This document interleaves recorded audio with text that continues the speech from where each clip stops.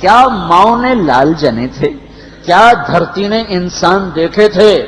آج تک دنیا ایسا بادشاہ نہ دکھا سکی جو 22 لاکھ مربع میل پہ حکومت کر کے مسجد میں جھاڑو دے رہا ہو، جو 22 لاکھ مربع میل پر حکومت کر کے پانی کی مشق کندھے پہ اٹھا کے بیوہ عورتوں کے گھر میں گھڑوں میں پانی بھرنے جا رہا ہو۔ امیر المومنین کہاں جا رہے ہو؟ فلاں اماں کے گھڑے میں پانی بھرنے جا رہا ہوں، فلاں کے گھر میں پانی بھرنے جا رہا ہوں۔ 22 لاکھ مربع میل پہ حکومت کر کے دھرتی نے ایسا بادشاہ نہیں دیکھا جو اونٹ چراتا پھر رہا ہو، اور جو بیت المال کا اونٹ گم ہوا چولے کو باندھا اور دوڑ لگائی، آگے احنف بن قیس ملے، ارے کہاں جا رہے ہو امیر المومنین؟ کہ تو بھی آ جا، بیت المال کا اونٹ گم ہو گیا ہے، مل کے تلاش کریں۔ پتہ نہیں کتنے مسلمانوں کا اس میں حصہ ہے۔ دھرتی ایسا بادشاہ نہ دکھا سکے گی، نہ دکھا سکے گی، کوئی ایسا آیا ہی نہیں ہے کہ جو اتنی بڑی سلطنت کا مالک ہو اور کیکر کے درخت کے نیچے بغیر پیروں کے سو رہا ہو۔ یہ ہمارے چھوٹے چھوٹے حکمران، ووٹوں کے ذریعے سے کرسیوں پر بیٹھنے والے، ان بے وقوفوں کے آگے بھی پہرے، پیچھے بھی پہرے، دائیں بھی پہرے، بائیں بھی پہرے، اوپر بھی پہرے، ان کی گاڑیاں بھی بلٹ پروف، یہ پھر بھی ڈرتے ڈرتے جا رہے کہ انہوں نے ظلم کیا، یہ اپنی ذات میں خوف زدہ ہو گئے۔ عمر نے اپنے نام کے ساتھ فاروق کا لقب آپ نے کہا عمر فرق بین الحق والباطل، عمر وہ عمر ہے جس نے حق اور باطل میں فرق کر کے دکھا دیا، اس لیے یہ فاروق ہے، اس نے حق اور باطل میں فرق کر کے دکھایا، یہ فاروق ہے۔ حسن بصری فرمایا کرتے تھے اپنی محفلوں کو عمر کے ذکر سے سجاؤ۔ حضرت عائشہ فرمایا کرتی تھیں عمر کے تذکرے کیا کرو، کہ جب عمر کا تذکرہ ہوتا ہے تو عدل کا تذکرہ ہوتا ہے، جب عدل کا تذکرہ ہوتا ہے تو اللہ کا تذکرہ ہوتا ہے۔ کہ ہم عائشہ رضی اللہ تعالیٰ عنہا فرمایا کرتی تھیں اتنے بڑی سلطنت پر حکومت کرنے کے بعد اللہ کی راہ میں جانے والے مجاہدین کے گھر گیا کھڑا ہوا ہے، دروازے پہ دستک دے رہا ہے، بیٹی کوئی بازار سے سودا لینا ہو تو مجھے بتاؤ، تیرے گھر والا تو اللہ کی راہ میں ہے، میں تمہارے گھر کا سودا لے آؤں، کیا کیا چیز چاہیے؟ تم نے اپنے خامند کو خط لکھنا ہوگا، تم تو لکھنا نہیں جانتی، مجھے بتاؤ میں تیرے خامند کو تیری طرف سے خط لکھوں۔ اما تیرا بیٹا اللہ کی راہ میں گیا ہوا ہے، مجھے بتا میں تیرے بیٹے کے نام تیری طرف سے خط لکھوں۔ اتنی بڑی جس کے سامنے قیصر اور کسرا زیر و زبر ہو گئے، کج کلا، وہ زمین میں جا کے تہ خاک میں وہ سارے ہیرے لال جواہر، وہ زمین میں لوٹ پوٹ کرنے والا، کسرا کے تخت کو توڑنے والا اور روم کی طاقت کو توڑنے والا، آل ساسان کی طاقت کو توڑنے والا اور نوشیروان کے خزانے مدینے میں لانے والا اور خسرو پرویز کے خزانے مدینے میں لانے والا اور رومت الکبرى کے خزانے مدینے میں لانے والا خود اپنے کرتے میں 14 پیوند لے کے چل رہا ہے، 14 پیوند کے ساتھ کرتا ہے، مہینے میں 1 دن گوشت کھاتے تھے، وہ روٹی کھاتے تھے کہ عام آدمی حلق کے نیچے نہیں لے جا سکتا تھا۔ ہے سال کی ابتدا اس شخص کی شہادت سے ہوتی ہے جس کو اللہ نے وہ عزت دی۔ آپ نے کہا میرے 2 وزیر آسمان میں، 2 وزیر زمین میں، آسمان پہ جبریل اور میکائیل میرے وزیر ہیں، زمین پر ابو بکر اور عمر میرے وزیر ہیں۔ آپ فرمایا کرتے تھے ابو بکر عمر اگر کسی بات پہ جمع ہو جائیں تو میں ان کے مشورے کے خلاف کبھی نہ کروں گا۔ ابو بکر تیری مثال ابراہیم کی ہے، عمر تیری مثال نوح علیہ السلام کی ہے، ابو بکر تیری مثال عیسیٰ علیہ السلام کی ہے، عمر تیری مثال موسیٰ علیہ السلام کی ہے۔ آپ مسجد میں آئے، آپ کے دائیں طرف ابو بکر تھے، بائیں طرف عمر تھے، آپ اندر آئے اور کہا دیکھو اسی طرح قیامت کے دن ہم اٹھیں گے کہ میرے دائیں طرف ابو بکر ہوگا، میرے بائیں طرف عمر ہوگا اور ہم ہاتھوں میں ہاتھ دیے ہوئے اٹھائے جائیں گے۔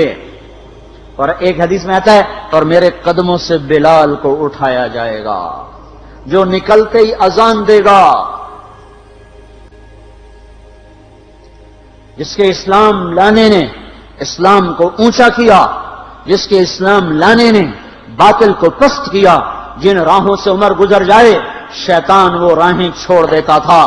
عرفات کا میدان تھا، 1.25 لاکھ مقدس ہستیاں سامنے ہیں۔ میرے نبی نے فرمایا اس وقت میرا اللہ میرے سب صحابہ پہ فخر کر رہا ہے اور عمر بن خطاب پہ خاص طور پہ فخر کر رہا ہے، خاص طور پہ فخر ہو رہا ہے، عمر بن خطاب پہ خاص طور پہ فخر ہو رہا ہے۔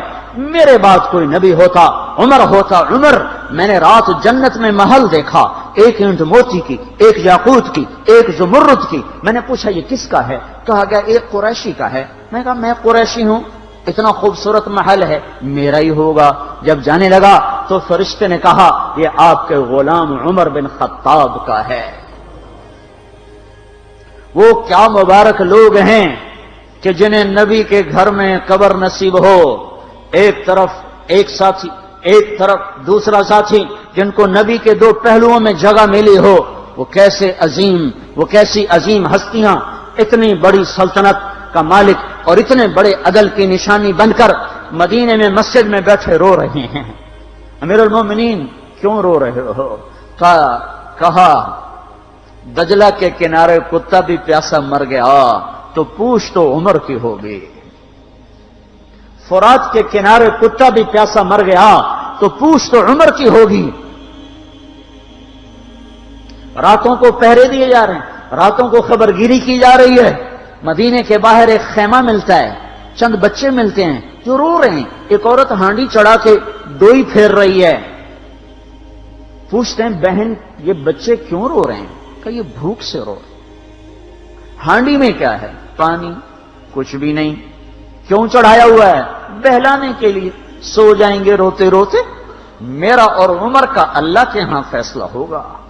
تو عمر کی ہچکیاں بن گئیں کہ عمر کو بہن تیرے حال کی کیا خبر؟ کہ پھر ہمارا بادشاہ کیوں بنا ہے؟ اگر ہمارے حال کی خبر نہیں لیتا تو ہمارا خلیفہ کیوں بنا ہے؟ پر لگ گئے، بیت المال سے سامان نکالا، بوری بھری، سر پہ اٹھائی، کمر پہ اٹھائی۔ غلام اسلم نے کہا میں اٹھاؤں؟ کہ قیامت کے دن بھی میرا وزن تو اٹھائے گا۔ اسی طرح بھاگے ہوئے آئے، پنیر نکالا، آٹا نکالا، گھی نکالا، شہد نکالا، ڈال کے ہانڈی میں نیچے آگ، خود دھواں گیلی لکڑیوں میں پھونکے مار مار مار آگ جلائی، حلوہ تیار کیا، پھر پلیٹوں میں ڈال ڈال کے بچوں کو کھلایا۔ وہ عورت کہنے لگی کاش عمر کی بجائے تو خلیفہ ہوتا۔ تو یہ نہیں کہا کہ میں ہی عمر ہوں، میں ہی عمر ہوں۔ فرمایا جب کل تو امیر المومنین سے ملے گی تو مجھے بھی وہیں دیکھ لے گی، مجھے بھی وہیں پا لے گی۔ پھر وہاں بیٹھ کے دیکھتے رہے، اٹھ کے چل دیے۔ بچے ہنسنے لگے، کھیلنے لگے تو اپنے غلام سے فرمایا میں نے انہیں روتا دیکھا تھا، میرا جی چاہا میں انہیں ہنستا بھی دیکھوں۔ 22 لاکھ مربع میل پہ اسلام پھیلا کر حکومت اس سے بھی بڑے علاقے میں لوگوں نے کی۔ چنگیز نے اس سے زیادہ فتوحات کی، محمود غزنوی نے اس سے زیادہ کی، سکندر تیمور نے اس سے زیادہ کی۔ پر فتوحات کر کے یوں خدمت کر رہا ہو، پانی بھر رہا ہو، اونٹ چرا رہا ہو، امامت کرا رہا ہو، 14 پیوند لگے کپڑوں کے ساتھ خلافت کے تخت پر بیٹھا ہوا ہو، یہ دھرتی میں پھر کوئی نہیں آئے گا۔ ہے نماز میں خنجر لگا، نماز پڑھاتے ہوئے 27 ذوالحج، 27، 28، 29 یکم کو انتقال ہوا۔ یکم محرم موت کے آثار گہرے نظر آئے۔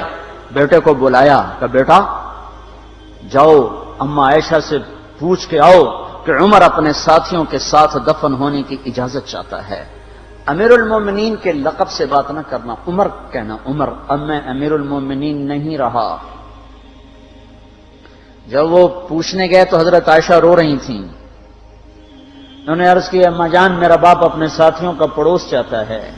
انہوں نے فرمایا یہ جگہ تو میں نے اپنے لیے رکھی تھی، لیکن اگر عمر چاہتے ہیں تو ان کو مجھ پر فضیلت ہے، میں ان کے لیے دستبردار ہوں۔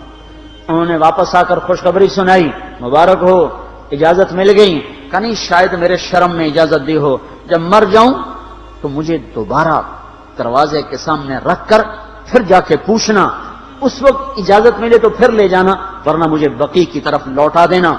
اتنے میں حضرت علی آئے، پریشان دیکھا، عمر کیوں موت سے ڈر گئے؟ کہ نہیں، موت کے بعد کی گھاٹی سے ڈر رہا ہوں۔ کہ ڈرو نہیں، میرے ان کانوں نے سنا ہے اور اتنی دفعہ سنا ہے کہ میں گن نہیں سکتا کہ اللہ کے نبی فرمایا کرتے تھے ابو بکر اور عمر جنت کے بڑی عمر کے لوگوں کے سردار ہیں۔ آپ نے فرمایا تو اس بات کی گواہی دے گا؟ کہ میں بھی دوں گا، میرا بیٹا حسن بھی دے گا۔ امام حسن بھی ساتھ تھے۔ کہ میں بھی دوں گا، میرا بیٹا حسن بھی گواہی دے گا۔ پھر بھی ہے جو جنت کی بشارتیں لیے ہوئے ہیں، 10 مبشرہ، ابو بکر جنتی، عمر جنتی، عثمان جنتی، علی جنتی، طلحہ جنتی، زبیر جنتی، ابو عبد الرحمن بن عوف جنتی، ابو عبیدہ بن جراح جنتی، سعید بن زید جنتی۔ آپ نے نام لے کر گنے، نام لے کر گن کر کہا، سنو ابو بکر جنتی ہے، عمر جنتی ہے، عثمان جنتی ہے، علی جنتی ہے، طلحہ جنتی ہے، زبیر جنتی ہے، سعد بن ابی وقاص جنتی ہے، عبد الرحمن بن عوف جنتی ہے، ابو عبیدہ بن جراح جنتی ہے، سعید بن زید جنتی ہے۔ میں ان سے راضی ہوں، لوگوں ان کا حق پہچانو، میں ان سے راضی ہوں، میں ان سے راضی ہوں۔ پھر آپ نے فرمایا اگر تم نے ان کے بارے میں کسی ایک کے بارے میں بھی دل میں بغض لے کر مر گئے، اور تم نے اتنی بندگی کی تھی کہ سوکھ کے کانٹا ہو گئے تھے، روزے اتنے رکھے تھے کہ پیٹ کمر کو لگ گیا تھا، سجدے اتنے کیے تھے کہ تمہارے ماتھے اور گھٹنوں پر پتھروں جیسے نشان پڑ گئے تھے، اتنا کچھ کر کے ان 10 میں سے کسی ایک کا بغض لے کر اگر تم مر گئے تو اللہ تمہیں منہ کے بل جہنم میں گرا دے گا۔ لوگوں میں ان سے راضی ہوں، ان کا حق پہچانو، جن کو اللہ بھی رضا کے پروانے دے رہا ہو، جن کو اللہ کا رسول رضا کے پروانے دے رہا ہو، جن کو وزارت کا شرف مل چکا ہو، نبی کے پہلو میں قبر جن کی بننے کا اعلان ہو چکا ہو، وہ موت پر کیا کہہ رہا ہے؟ موت پہ کیا کہہ رہا ہے؟ اپنے بیٹے سے کہا میرا سر زمین پہ ڈال دے۔ ان کی گود میں سر تھا عبداللہ بن عمر، تو انہوں نے گود سے ہٹا کر پنڈلی پہ رکھ لیا، یہاں رکھ لیا۔ کہنے لگے کیا کہہ رہا ہوں سنتے نہیں ہو، زمین پہ ڈال دو۔ تو انہوں نے زمین پہ ڈالا تو اپنے چہرے کو مٹی میں رکھ دیا اور ایسے ملنے لگے اور کہنے لگے اے میرے رب، اگر تو نے عمر کو معاف نہ کیا تو عمر ہلاک ہو جائے۔ ویل لک یا عمر ولأمک ان لم یغفر لک ربک، عمر تیری ہلاکت ہے اگر تیرے رب نے تجھے معاف نہ کیا۔ یہ کہتے کہتے کہتے جان دے دی۔ 22 لاکھ مربع میل میں اسلام کو زندہ کرنے والا، این حالت نماز میں زخم کھا کے گرنے والا، مطلوب مصطفیٰ، وزیر مصطفیٰ، جنت کی خوشخبریاں لے کر پھر موت پر یوں کہہ رہا ہو اللہ تو نے معاف نہ کیا تو میرا کیا بنے گا؟ کیا بے طلبی ہے۔ ان کے بیٹے خلافت کے اہل، ان کے بہنوئی سعید بن زید 10 مبشرہ میں سے دونوں کے نام کاٹ دیے کہ یہ 6 ہیں جن سے اللہ کا رسول راضی تھا، جس کو چاہو خلیفہ بنا دو، جس کو چاہو حکومت دے دو، نہ میرے بیٹے کو ملے گی نہ سعید بن زید کو ملے گی۔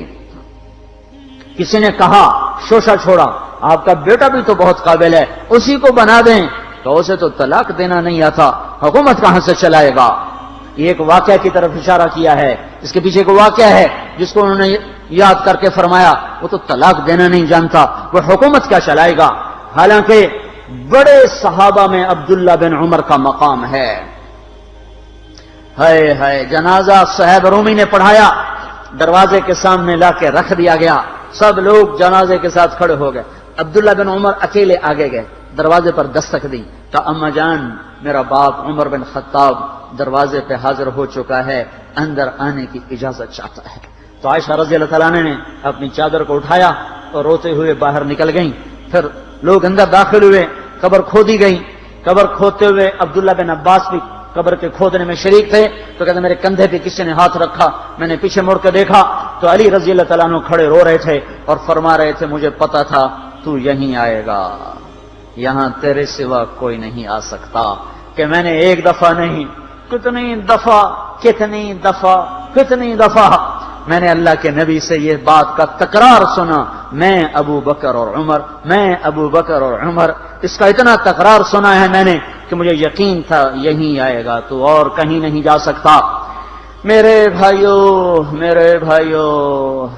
غفلت سے باہر آ جائیں، یہ دھوکے کا گھر، یہ مچھر کا پر، یہ مکڑی کا جالا، یہ دنیا کہیں ہمیں ہلاک نہ کر دے۔ ان لوگوں کو سامنے رکھ کے زندگی گزارو جنہوں نے اللہ کو راضی کیا، اس کے رسول کو راضی کیا، کلمہ حق کو بلند کیا، خیر کے ذریعہ بنے، شر کے مٹانے والے بنے، اور دنیا میں مرنے کے بعد بھی ان کے تذکرے ہدایت کا سامان بنے، ان کے تذکرے روشنی کا مینار بنے۔ ان کے پیچھے چلو، مغرب کے اندھیروں کی طرف مت دوڑو، وہاں تو سورج بھی ڈوب جاتا ہے، مغرب میں تو سورج بھی ڈوب جاتا ہے، اور تمہیں پکار کے کہتا ہے مغرب کی طرف نہ آنا، ادھر اندھیرا ہے، میں یہاں گم ہو گیا، تم کون سا سراغ ڈھونڈنے آئے ہو؟ دوڑو اللہ اس کے رسول کی پاک زندگی کی طرف، اس کے پاک صحابہ کی زندگی کی طرف، جن کو اللہ نے مرنے سے پہلے جنت ہاتھ میں دے دی، جنت کی بشارت دے دی۔